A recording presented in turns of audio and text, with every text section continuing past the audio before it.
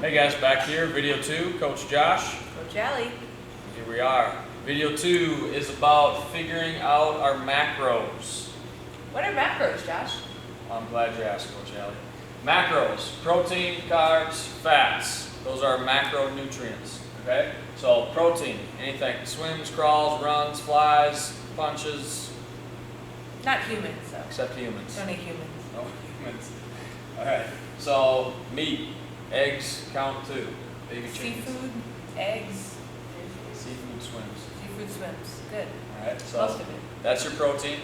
Carbohydrates, veggies are the main carbohydrates. That's what you want to think. Most people don't think, when they think carbs, they think of bread or pasta, or think veggies when you think carbs. That's where you want to get most of your carbohydrates from.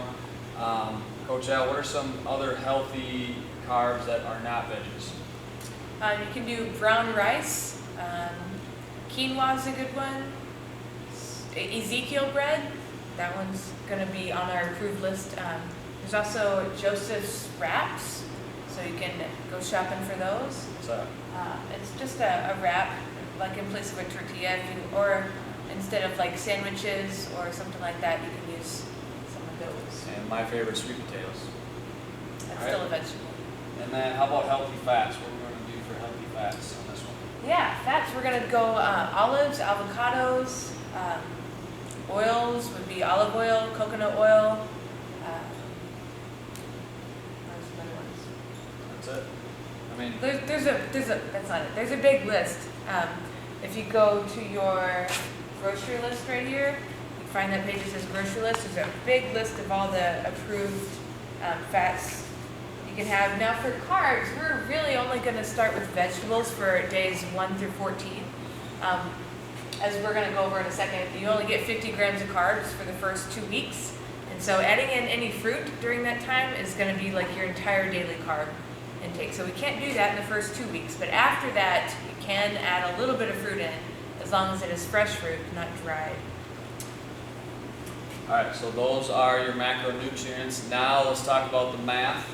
This may feel like rocket science to some of you, so if you'd like to follow along, check out your Total Daily Nutrition RX. That's one page.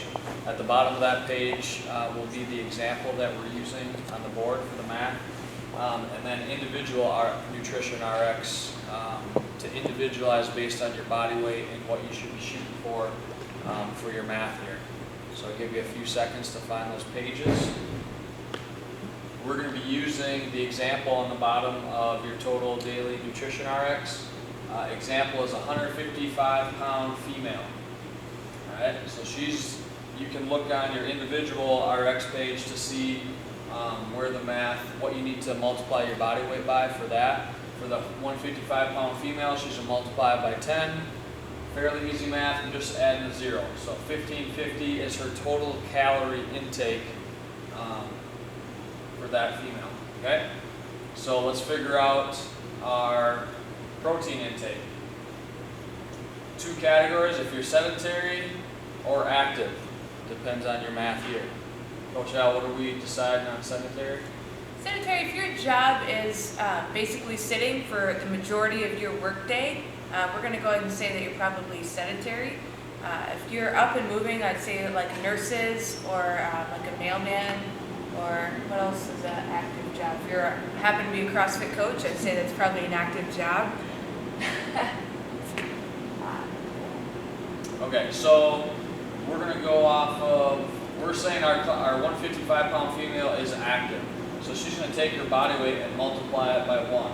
Again, easy math. So we got 155 pounds. We're going to call it 150 to make it simple. And we're going to multiply that by 4 to get the total calorie intake of protein each day. Okay? So we did the math for you here. It's 100 calories. All right? 600 calories, sorry. Thank you. 600 calories. All right, so again, body weight times 1, 155. We did the math, 150 times 4. That equals 600. And that's the calories for protein for the day. All right, carbs. Days 1 through 14. Everyone's doing 50 grams per day. All right, relatively low for most of us. We're gonna multiply that times 4, we get 200. Okay, once we have both of those numbers, 600 plus 200 is down here. So we have our total calorie intake from our math up here, minus 600 protein calories, minus 200 carb calories equals 750 calories. That's our fat calories. Divide that by 9, that is our fat grams total. Okay? So we have the body weight in protein for grams, 50 grams of carbs. We just figured out our grams for fat. So we did this based on day 1 through 14. So that's how we got this 200 over here. So 200 calories for your carbs on the first 2 weeks. After that, we get to bump it up a little bit. So we're going 75 grams a day, which equals 300. All right, so this is going to change the math a little bit. But your protein up here is still 600. Your carbs for the last 2 weeks are now 300. And then your fat grams will be edited also, because this 200 will change to 300. So we eat less fat and more carbs in the last 2 weeks. Do the math based on your own body weight and your own numbers. Also, how are you going to track this? That's hard to do, right? I don't think it's as hard as you think it might be. What looks confusing up here is that we have both calories and grams calculated for each of the macros. But if you're going to track it on MyFitnessPal or Livestrong, both of them.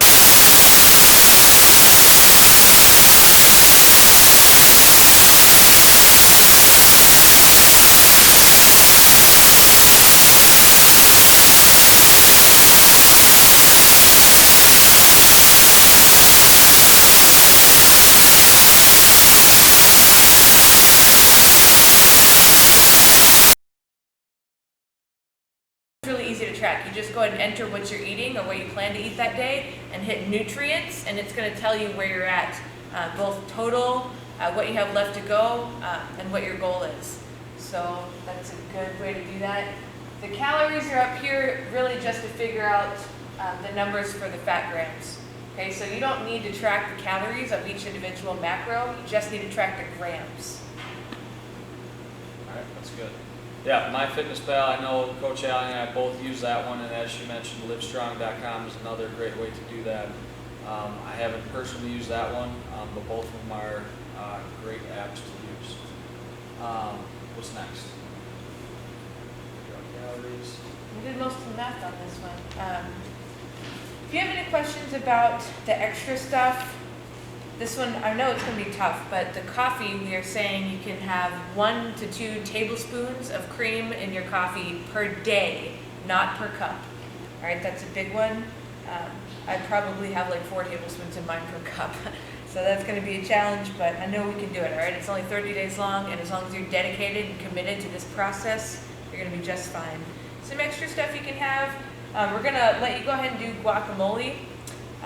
Avocados, of course, are approved, but there's sometimes some extra stuff in guacamole, but we are going to have to limit that to 2 tablespoons per serving. Also, like things like salsa, mustard, vinegars, lemon, lime, some dried tomatoes, those are all good too. We definitely want to spice up the food since we're limiting what the approved list contains, but that doesn't mean it has to be bland, right? Make it taste good. It's time to be creative with the food. Spark, we are going to allow AvidCare's Spark. It has lots of vitamins and minerals in each serving of Spark. So that's going to be another way to get some caffeine in. Spark's my personal favorite. I do that every morning instead of coffee. I do it when I'm dehydrated and I want some caffeine. Coffee's not great if you're already dehydrated. All right, as far as dairy, we're not going to really have any dairy in the first 2 weeks. We are going to cut that out completely. If you do have dairy in the last 2 weeks, it's going to need to be organic only, all right? Full fat, so we're not going to go low fat or no fat. You need full fat dairy products like yogurt, cheese, or milk. And organic is preferred if you get your hands on some good organic dairy products. And I think one of the most important parts of this to talk about is after day 1 through 14, day 15, you get what is called a refeed meal, or aka cheat meal. Okay, I would recommend doing this for dinner Maybe plan it out from day one. You know, this day I'm gonna do my cheat meal, I'm gonna go out with my family, we're gonna have a nice dinner. This is meant to relax, you're not worried about what you're eating at that meal, eat whatever you want. Alright, and I would recommend doing it for dinner so you don't throw off your whole day by cheating in the morning and then your whole day is thrown to crap.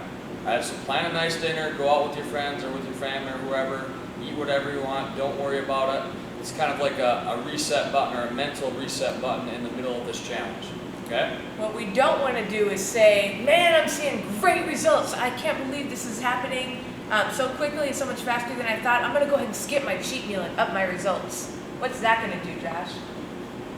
That could pose a challenge and you might burn out a few days later and crash. So we do not want that to happen. Yeah, we are absolutely not going to skip the refeed day, all right? There's a reason that calorie deficits for long periods of time crash and burn and they fail, right? You don't lose weight if you create a calorie deficit for a long period of time. That refeed meal is super important because it prevents your body from going into starvation mode. All right, it's going to keep your metabolism up and it's going to keep you losing fat for the full 30 days. Don't skip the refeed meal. One more thing, Josh, what if I want to consume 12 Bloody Marys for my refeed meal? No alcohol for a refeed meal, alright? No alcohol at all for 30 days, including the refeed meal. Yep. It's only 30 days. There's AA meetings available if you need some help. Big juicy cheeseburgers are okay though. Big steak, big baked potato, loaded with everything. Have at it. All right. That's all for this video. Stay tuned for our next one.